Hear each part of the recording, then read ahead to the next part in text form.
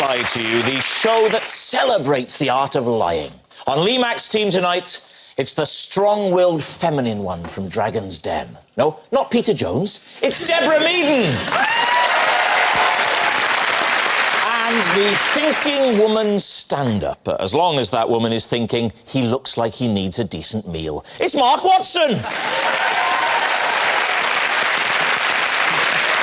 And on David Mitchell's team, the most famous man to come out of Ireland other than Bob Geldof. Bono, Liam Neeson, Spike Milligan, Pierce Brosnan, Terry Wogan, Jack Charlton, and that little fella with the long beard and the big hat. It's Patrick Kielty! And underground, overground, wombling free. We did offer him a car, but he insisted on making his own way. It's Bernard Cribbins! Well, we'll start, of course, with round one, Home Truths, where our panellists each read out a statement from the card in front of them. To make things harder, they've never seen the card before, so they've got no idea what they'll be faced with. It's up to the opposing team to sift the fact from the fiction, and Patrick Kielty is up first. Patrick, please reveal all. I once punched Muhammad Ali in the face. Wow. Wow. Wow. Blimey, all right. What, when? I would say, early 2004-ish. You punched Muhammad Ali? Right in the chops. Why? We were in a hotel room together and we had...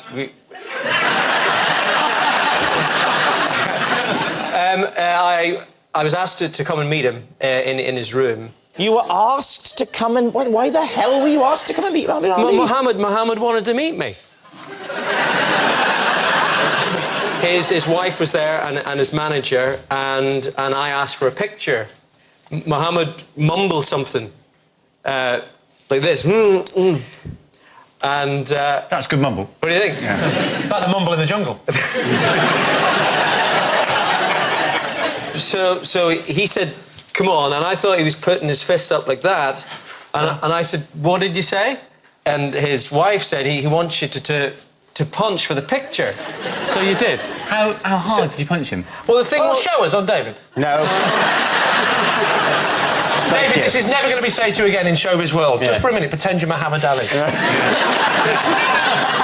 So I thought he was going to lean back for... Yeah. And he leant in, and I went like that. And dear. I caught him right in the nose. No. And there's a little bit of blood. Blood? No. Yeah, no, there was... And so what happened then? Did he ask for a rematch? I didn't hang around long enough. And where was the hotel? Yeah, whereabouts was the hotel? It was in Dublin. Have you ever fought with anyone before? You just look like you kind of... He looks a bit useful, doesn't he? Yeah, he did. You look like... The pretend punch on David was horrifyingly realistic, in fact, yeah. That was all in my reaction, actually. Do you You've like done as boxing? much stage fighting as I have, you realise. What you mean is if you've been hit as much as I have, Yeah, you know... I had to call it theatre. It was really the only way of getting through school.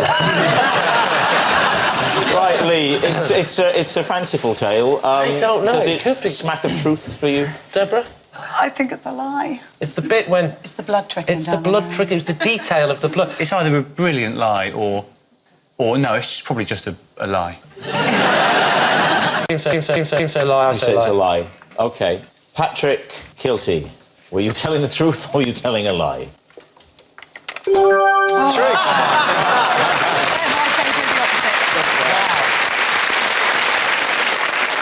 Explain the bit where Muhammad Ali flies in and he asks, I mean, with the greatest respect in the world. If you said, I'd love to see that Bono guy. Get Bono down. Get him down now. I'm doing Muhammad Ali. Why the hell would he want to see the guy from Celebrity Love Island? I don't get it.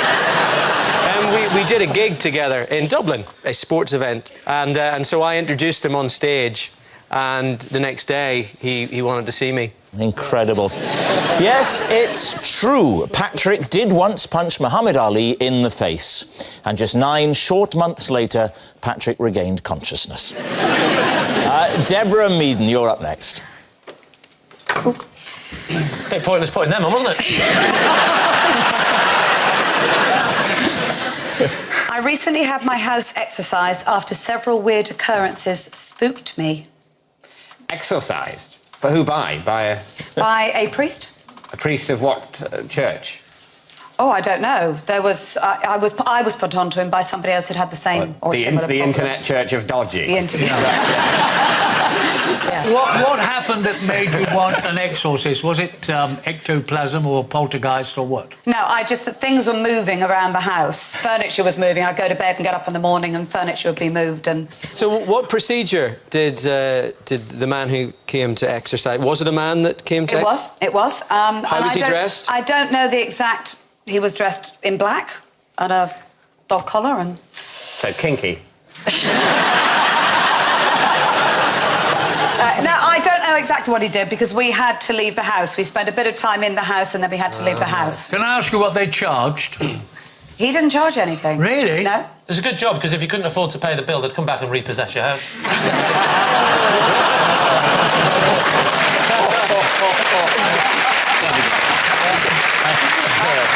I'm not going to lie, I'm taking tomorrow off. I don't know whether I enjoyed the joke more or your look of pride.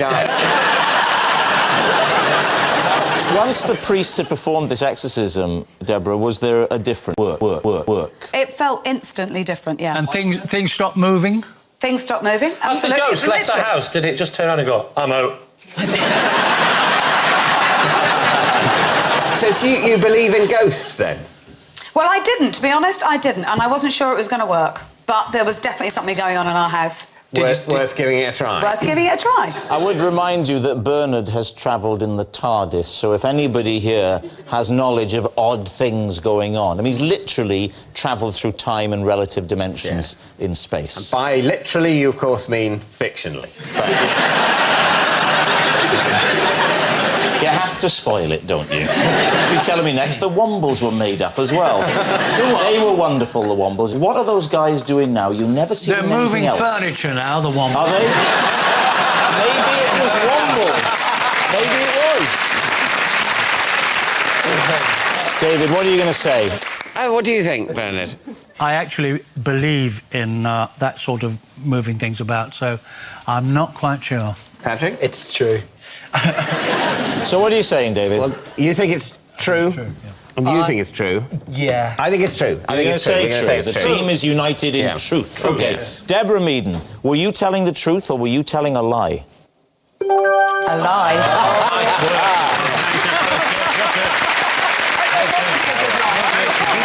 Yes. Deborah has not had her house exorcised after several weird occurrences. Mark Watson, you're next. When I was 6 years old, I wrote a will after losing a game of Connect 4 to my dad. Sounds plausible enough, David. You wrote a will? Yes, yes. What was... Was it on a proper will form, or did you... I didn't engage a lawyer, no. You didn't? It was just on that stripy paper you get at school. Oh, the stripy paper, And yes, what okay. possessions did you leave? Well, all I really had was the Connect 4 set. And I left it to my dad as a deliberate act of spite because he'd beaten me. I mean, he'd beaten me at Connect 4, that is. Can you remember how you phrased it in this will? So I think I began it, but, you know, because I've been beaten at Connect 4, there's no point in living anymore. I hereby leave my only cherished possession. I maybe had about sort of £10 or something. There were a couple of other things, I think, in the will, but it wasn't... So what was it about this particular game of Connect 4? Were you used to beating your father at Connect 4? Well, I don't want to go into details because it brings back unhappy memories, and also people at home might not know the game, but without wanting to be too technical, he connected 4, and I sort of... it was quite a built-up tournament, you see. It was a sort of best of 7 again. My dad called it the Watson Cup. I grew up in quite a competitive family. Yeah. And when I lost, it was just too much to take, really. Oh, it was horrible. It was horrible. So you lose at Connect 4, you throw a bit of a tantrum. Oh. Well, you call it a bit of a tantrum. I lost 4-3 from 3-1 up. Yeah, but presumably you storm upstairs to your room. Yep. You take out a fresh sheet of paper. Yep. You write the bitter will. Yes. What do you do then?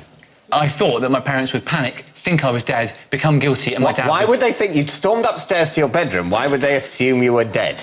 Oh, sorry, no, I went downstairs and left it where I knew they would see it, yes. And then At you the went time, back upstairs? They were watching Wogan, so they were distracted. All right.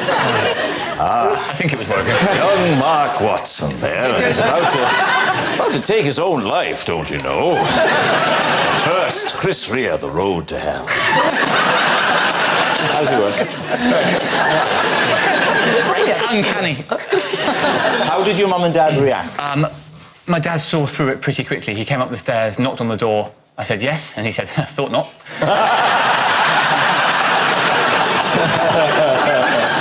All right, David, what do you think? I believe this. You believe it? Yes. Do you believe it? I believe it too. I believe it too. He's a very sensitive child. You can tell that even now. Yes. So, David, you basically are saying you think it's true. We'll say it's true. We believe him. Yeah. Mark Watson, truth or lie? It was True. Yes. Yes, it was true. When Mark was 6 years old, he wrote a will after losing a game of Connect 4 to his dad. Bernard Cribbins, you're next. Right. I once sold my wife's car, but told her it was stolen. Lee, what do you think? When was this? It was about 6 years ago. Well, quite recently. Oh, recently, yes. It's not like in the early days when you were hard up for cash. No. I was in a bit of strife with some gambling debts, and I could only do it by stealing the car and flogging it. I got three. Sorry, the studio for Jeremy Kyle's just next door. I think I got $3.5 grand for it. And how did you explain it to your wife? I told her it was stolen. I said it was outside, love. I don't know what's happened. Where's your car? You said bloody wombles. I'll take anything. Does your wife know now? No. So she will now when she watches this show. She won't watch it. I won't let her watch this. Why, have you told the telly? No. Where's the telly? I've stolen glasses. I shall make sure when this is transmitted that we're out of the house. Right, definitely, yes. The way you're going with your gambling, you might not have a house. I don't gamble anymore, you see. I mean, that taught me a lesson. That was it. Off. Finished, yeah. But we're trying to decide whether the esteemed actor and voiceover artist Bernard Cribbins is actually a gambler, a liar and a borderline crook, essentially. Yeah. It is not illegal to lie to your wife. No. What are you going to say, Lee? Is Bernard Cribbins telling the truth with this bizarre tale of his wife and the car? OK, what are we saying? I lie. Saying it's a lie? A lie. And what you say, Mark? Yeah, I think it's a lie, because the alternative is that Cribbins has got a very dark past. We need it to be a lie, Bernard. So, Bernard, truth or lie? I am telling... It was a lie. Yes. Bernard did not sell his wife's car and then tell her it was stolen. Bernard and his wife have developed an understanding over the years. He doesn't sell her cars, and she doesn't mention Carry On Columbus. So at the end of that round, we're even Stevens. It's 2 points apiece.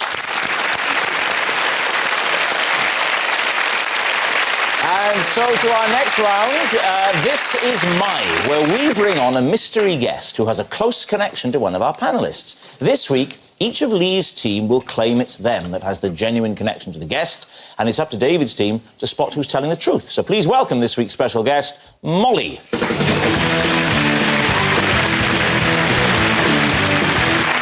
Welcome, Molly.